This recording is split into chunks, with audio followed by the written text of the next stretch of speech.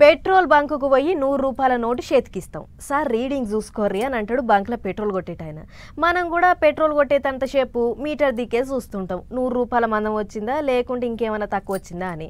Metre రీడింగే మనకు లెక్క కానీ ట్యాంకులు ఎంత పెట్రోల్ పడేది మనకు తెలియదు. అట్లా మీటర్ కరెక్టే చూపెట్టింది పెట్రోల్ బరాబర్ వచ్చింది అని అనుకుంటే అది మన తప్పే అవుతుంది. ఎందుకనేటిది ఈ వార్త చూస్తే మీకే అర్థమవుతుంది. మీదికి రీడింగ్ మంచినే చూపిస్తుంది కానీ బండిలో పెట్రోలే తక్కువ పడుతుంది. అదంతా గీ షిప్పుల పనితనమే. పెట్రోల్ బంకు లోపల ఫిట్టింగ్ చేసి పెడతారు ముద్దుగా. బంకు లోపల ఉన్న మదర్ బోర్డులకు గీ షిప్పులు పెడతారు. లీటర్ పెట్రోల్ కొడితే 100 ml వరకు తక్కువ వస్తుందట పంపులకించి. అదంతా ముందుగానే సెట్ చేసి పెడతారు అంటున్నారు అధికారులు.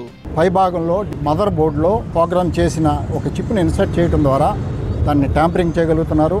ప్రతి లీటర్కి సుమారుగా 60 నుంచి 100 ml తక్కువ పడేటట్టుగా ఒక ప్రోగ్రామ్ తయారు చేసిన చిప్ని దాంట్లో అమర్చారు.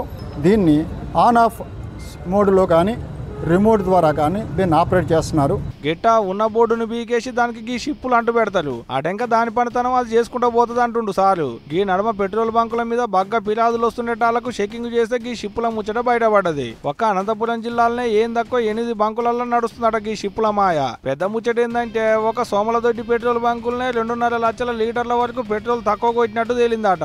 అందాదగో 2.5 కోట్ల వరకు వెనకేసినట్టే. ఇక ఆన్ ఆఫ్ బోర్డులు రిమోట్లతో ట్యాంపరింగ్ చేస్తున్నారు అంటున్నారు అధికారులు.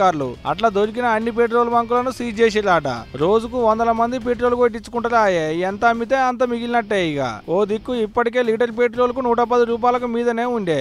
ఇటువంటి కష్టకాలంలో బతుకు బండి నడుపుడే కష్టమైతుందిరా అంటే ఇగో ఇట్లా దోసుకోబట్టే గీళ్ళ మోసాలల్ల మన్నువాడా అని మస్తు తిట్టిపోస్తున్నారు గీ ముచ్చటరికైన పబ్లిక్.